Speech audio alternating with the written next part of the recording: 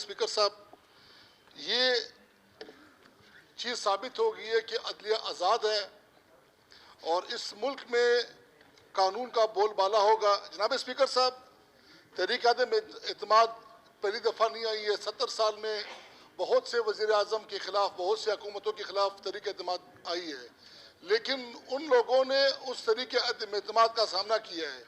बदकिस्मती से हम कह सकते हैं कि नाबालिग शख्स हम इसे कह सकते हैं या गैर सियासी पार्टियां हम इसे कह सकते हैं कि उन्होंने एक ऐसा खेल रचाया कि पूरी दुनिया ने पाकिस्तान का तमाशा देखा।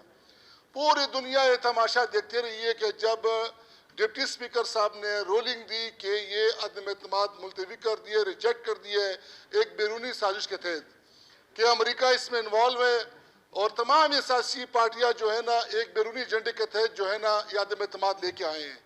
क्या ये जनाब स्पीकर साहब, क्या हम ये सवाल कर सकते हैं कि जो गवर्नर पंजाब को हटाया गया वो भी एक अमेरिका के वो एजेंडे के तहत हटाया गया, वो भी क्या बैरूनी साजिश थी?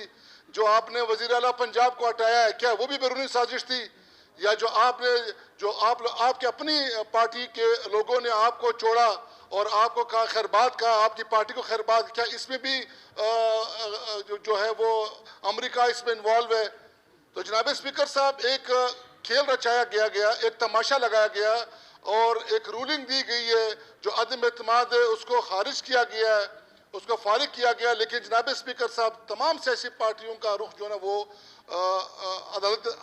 अदलिया की तरफ गया और कल अदलिया का एक फैसला आया, बड़ा खुशैन है। जनाब स्पीकर साहब, 3.5 साल हो गए इस वफाकी हुकूमत को, इमरान खान साहब की हुकूमत को वजूद में आए हुए हैं। कभी कह रहे हैं मैं 10 लाख नौकरियां दूंगा, कभी कहते हैं मैं 50 लाख घर दूंगा, कभी कहते हैं कि मैं नौजवानों को रोजगार दूंगा। अब वो 10 लाख घर तो देने के बजाय छत छीन लिए गए। जनाब स्पीकर साहब, रोजगार देने के बजाय रोजगार छीन लिया गया है और जनाब स्पीकर साहब, इस मुल्क की मईशत को तबाह कर दिया गया है। इस मुल्क की बिल्कुल तबाही की तरफ इस मुल्क को लेके गया है। और अब जनाब स्पीकर साहब, जब तहरीक आदम एतमाद जमा हुई है तो लोगों को इकट्ठा करना और एक जलसा करना, डी चौक की तरफ जाना और ये कहना कि मैं जो पार्लिमान है, जो MNA साहिबान है, उनको मैं इससे भी नहीं छोड़ूंगा वोट डालने के लिए। क्या ये जमहूरी अमल है? क्या आप जमहूरी के आलमदार बन रहे हैं?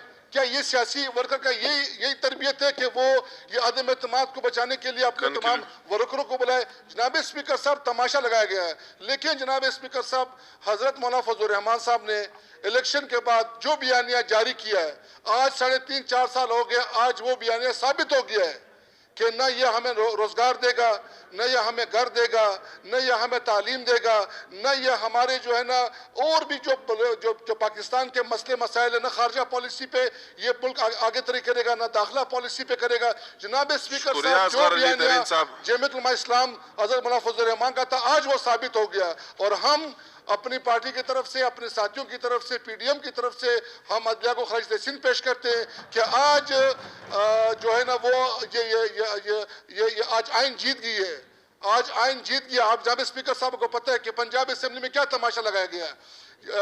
स्पीकर साहब ने और उनके जो साथी, उन्होंने क्या तमाशा लगाया। यानी एक मेंबर अपना वोट कास्ट नहीं कर सकता, असेंबली बुला नहीं सकते आप लोग, अगर बुला लिया तो वही हकदार तार लगा के उसको सील कर दिया गया है। तो जनाब स्पीकर साहब, क्या इसमें बैरूनी हाथ शामिल था? ये गवर्नर पंजाब को हटाना, CM पंजाब को हटाना, नए जो वजीर आला मुंतखब होना, ये सब चीजें सामने है। ये तो जनाब स्पीकर साहब आज पूरी दुनिया ने देख लिया, आज तमाम लोगों ने देख लिया, तमाम सियासी पार्टियों ने, सियासी वर्करों ने, पूरी दुनिया ने देख लिया है कि जो मुकाबला नहीं कर सकते उनका जाम आज जनाब स्पीकर साहब, कल जो अदलिया ने जो फैसला किया है वही फैसला कल इंशाल्लाह कौमी असेंबली का इजलास होगा और इंशाल्लाह कामयाब होगा। और जनाब स्पीकर साहब, मैं आखिर में तमाम साथियों की तरफ से अदलिया का शुक्रिया अदा करना चाहता हूँ कि उन्होंने आज जो फैसला दिया, कल जो फैसला दिया, इससे तमाम जो एक पाकिस्तान की जो इज्जत है, जो बका है, जो कानून का, उससे बोलबाला हुआ। शुक्रिया जी। शकीला देवार साहबा।